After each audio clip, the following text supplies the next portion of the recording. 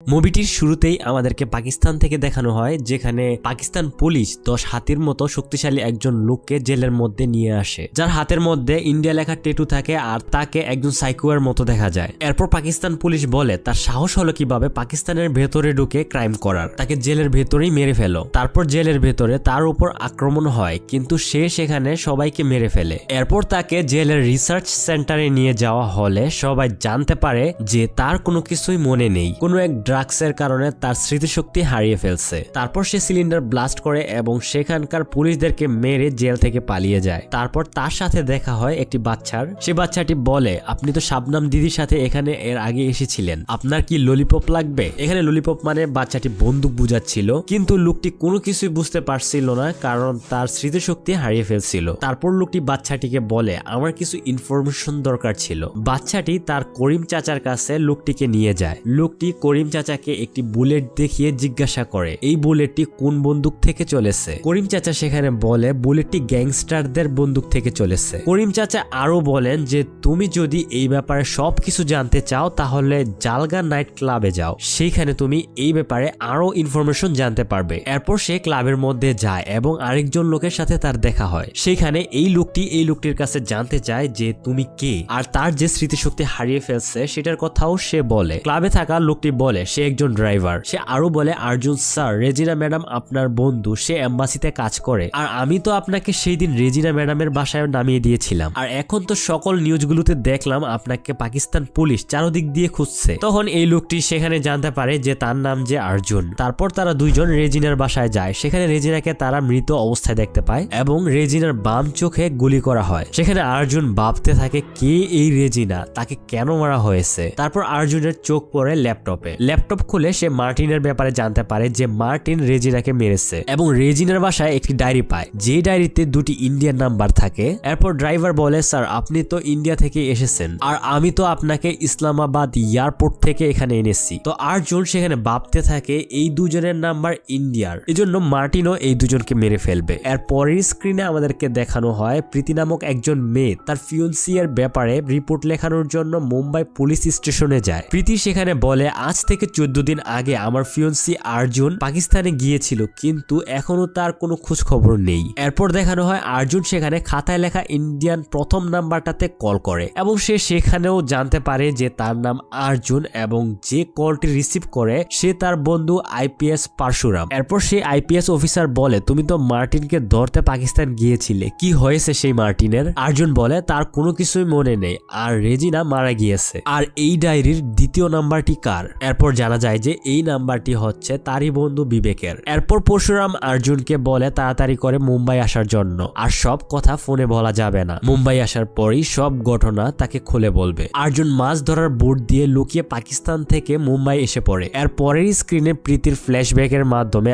আর্জুন আর প্রীতির love story দেখানো হয় এবং এটাও জানতে পারি যে আর্জুন আর প্রীতির এঙ্গেজমেন্ট হয়ে গেছে। এরপর আইপিএস পারশুরাম এবং আর্জুন একটি রেল স্টেশনের মধ্যে দুজন একসাথে মিলিত হয়, কিন্তু তাদের মধ্যে কথা হওয়ার আগেই মার্টিনের লোকজন আইপিএস পারশুরামকে সেখানেই মেরে ফেলে। সেখান থেকে আর্জুন তার দ্বিতীয় বন্ধু বিবেককে বাঁচাতে যায়, কিন্তু আর্জুন মার্টিনের লোকেদের সাথে ফাইট করে বিবেকের কাছে যাওয়ার আগেই বিবেককে মেরে ফেলে। এরপর আর্জুন তার বন্ধু বিবেকের বাসায় যায় এবং বিবেকের বউয়ের সাথে দেখা হওয়ার পর বিবেকের বউ কান্না করে আর্জুনের বিয়ের কার্ড দেখিয়ে বলে যে আমরা আপনার বিয়েতে যাওয়ার জন্য অনেক এক্সাইটেড ছিলাম, কিন্তু বিবেক আর এখন নেই। আর্জুন বিয়ের কার্ড দেখে জানতে পারে যে তার বিয়ে প্রীতির সাথে ঠিক হয়েছে। এরপর আর্জুন বিবেকের বউয়ের কাছ থেকে সাত্তিয়ার নাম্বার নিয়ে তার বন্ধু সাত্তিয়াকে কল দিয়ে তার কাছে আনে এবং সে তাকেও বলে যে আমার কোনো কিছুই মনে নেই। সাত্তিয়া আর্জুনকে প্রীতির কাছে নিয়ে যায়। প্রীতি তো আর্জুনকে এতদিন পরে দেখে তাকে জড়িয়ে ধরে কান্না করে দেয় এবং সাত্তিয়া বলে যে মার্টিনের কারণে প্রীতিকে আমি আমার দাদির বাসায় লুকিয়ে রেখেছি। এরপর সেখানে আর্জুন বলে যে চলো আমি এই মার্টিনের গল্পটাই শেষ করে দিই। এরপর তারা প্রীতিকে নিয়ে আর্জুন বাহিরে যায় যাতে মার্টিন তাদের সামনে আসে। এরপর আমরা দেখতে পারি যে একজন গ্যাংস্টার সেখানে বলে যে আর্জুন যেখানে জন্ম হয়েছে সেখানে মরবে। আর্জুন প্রীতিকে নিয়ে মেলায় যায় এবং সেই গ্যাংস্টার লোকেরাও মেলায় যায়। মেলার মধ্যে আর্জুনের উপর হামলা হয়। আর্জুন সবগুলোকে ধরে ধরে মারতে থাকে। তো এর মধ্যেই প্রীতিকে আবার বাসায় পাঠিয়ে দেয় এবং সবাইকে জিজ্ঞাসা করতে থাকে যে কে এই মার্টিন। এই ফাইটের মধ্যে আর্জুনের সব কিছু মনে পড়তে থাকে এবং সে যে মার্টিনকে এতদিন ধরে খুঁজছে সেই মার্টিন সে নিজে। নিজেই, এবং এর সাথে তখন তার লোকেরাও তার কাছে চলে আসে। আর এইগুলো আর্জুনের বন্ধু সাত্তিয়া দেখে ফেলে, যার কারণে আর্জুনের বন্ধু সাত্তিয়াকে গুলি মেরে দেয়। এর পরের স্ক্রিনে আমাদেরকে দেখানো হয় যে আসল আর্জুন সে 15 দিন ধরে কোমায়ের মধ্যে পড়েছিল আর এখন তার জ্ঞান ফিরে এসেছে, এবং তার সাথে ছিল শাবনাম নামের একজন মেয়ে। শাবনাম আর্জুনকে বলে যে মার্টিন রেজিনাকে মেরে ফেলেছে।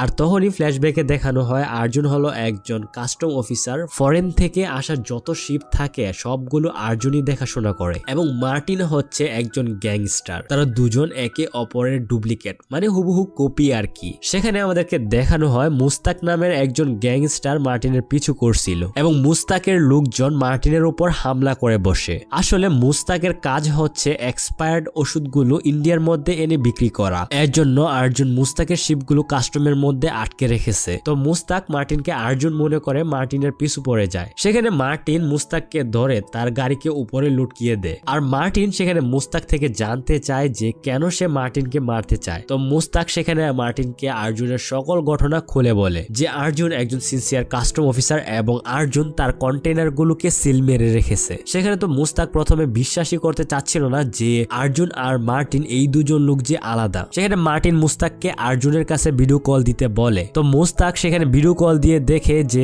না, তারা দুজন আলাদা আলাদা ব্যক্তি। এরপর মার্টিন আর মুস্তাক একটি ডিল করে। মার্টিন যদি মুস্তাকের শিপগুলোকে ছাড়িয়ে আনতে পারে তাহলে মুস্তাক মার্টিনকে অর্ধেক শেয়ার দিবে। এরপর আমাদেরকে দেখানো হয় মার্টিন আর্জুনের কাস্টম অফিসারের ড্রেস পরে সিসিটিভি ক্যামেরার সামনে একটি ক্রাইম করে, যার কারণে আর্জুনকে ইন্ডিয়ান পুলিশ গ্রেফতার করে ফেলে। সেখানে আর্জুন নিজেকে নির্দোষ প্রমাণ করার জন্য গভর্নমেন্টকে কিছু ডকুমেন্ট দেখিয়ে বলে যে 2010 থেকে 2024 পর্যন্ত ফিলিপিন্স, ইন্ডিয়া, সাউথ আফ্রিকা এবং মেক্সিকো এর মধ্যে যতগুলো শুট আউট হয়েছে সবগুলো এই গ্যাংই করেছে। 2010-এ মানি লন্ড্রিতে যে 5 জন মারা গিয়েছে তাদের সবাইকে বাম চোখে গুলি করে মারা হয়েছিল। আর 2014-এ যে হাওড়া ব্রিজে অফিসারকে মারা হয়েছে তাকেও এই গ্যাংস্টারই বাম চোখেই গুলি করে মেরেছিল। আর এই গ্যাং হচ্ছে মার্টিনের। অনেক লোকজন গভর্নমেন্টের কাছে ওই গ্যাং এর ব্যাপারে কথা বলেছিল, কিন্তু মার্টিনকে আজও পর্যন্ত কেউ দেখেনি। আর আমি সকল কিছু তদন্ত করে দেখলাম মার্টিন দেখতে হুবহু আমার মতোই। সেখানে সিনিয়র অফিসার্স তার কথা শুনে বলে তোমার কথা আমি আনা বিশ্বাস করলাম, কিন্তু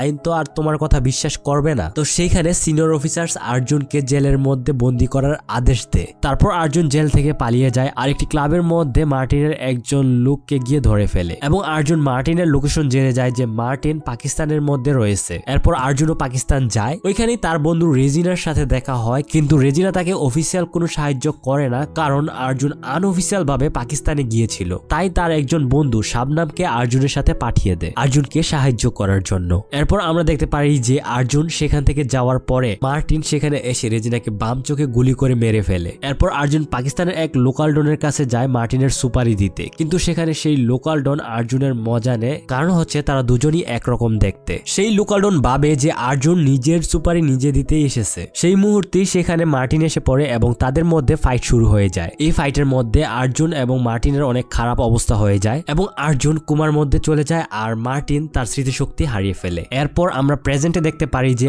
আর্জুনের বন্ধু সাত্তিয়া গুলি লাগার কারণে হসপিটালের মধ্যে ভর্তি হয়ে থাকে। তারপর সেখানে মার্টিন এসে পড়ে আর্জুন সেজে। এরপর মার্টিন প্রীতিকে কিডন্যাপ করে সেখান থেকে পালিয়ে যায়। তখনই আর্জুন এসে পড়ে, কিন্তু সেখানে প্রীতি থাকে না, শুধু তার বন্ধু সাত্তিয়াই ছিল। এরপর দেখা যায় যে কাস্টম অফিসার আর্জুন তার সিনিয়র অফিসারের কাছে প্রমাণ করে নেয় যে সে ইনোসেন্ট ছিল। এর সাথে সে পারমিশন নেয় যে সবগুলো এক্সপায়ার্ড ওষুধ সে ব্লাস্ট করে ফেলবে। সে আরো বলে যে আমি সবকিছু দেখে নেব, আপনার নাম এখানে আসবে না। এরপর দেখা যায় যে মুস্তাক প্ল্যান বানায় তার সবগুলো কন্টেইনার ব্লাস্ট হওয়া থেকে বাঁচানোর জন্য। আর্জুন সব এক্সপায়ার্ড ওষুধগুলো রাস্তা দিয়ে নিয়ে যেতে থাকে। তখনই মুস্তাকের লোকজন বাইক দিয়ে হামলা করে, কিন্তু আর্জুন সবগুলোকে মেরে দেয়। তখনই মার্টিন এসে পড়ে ট্যাঙ্ক নিয়ে এবং মুস্তাকের সব লোকদেরকে গাড়ি সহ উড়িয়ে ফেলে। আর্জুন আর মার্টিনের একটি ফাইট হয়। সেই ফাইটের মধ্যে মার্টিন জিতে যায়। আর্জুন কোনো মতেই মার্টিনের সাথে কুলে উঠতে পারেনি। মার্টিন যখন আর্জুনকে বন্দুক দিয়ে শুট করতে যাবে তখনই সেখানে মুস্তাকের এন্ট্রি হয় টাকার সাথে। এরপর মার্টিন সব টাকা তার লোকেদের দিয়ে পাঠিয়ে দেয়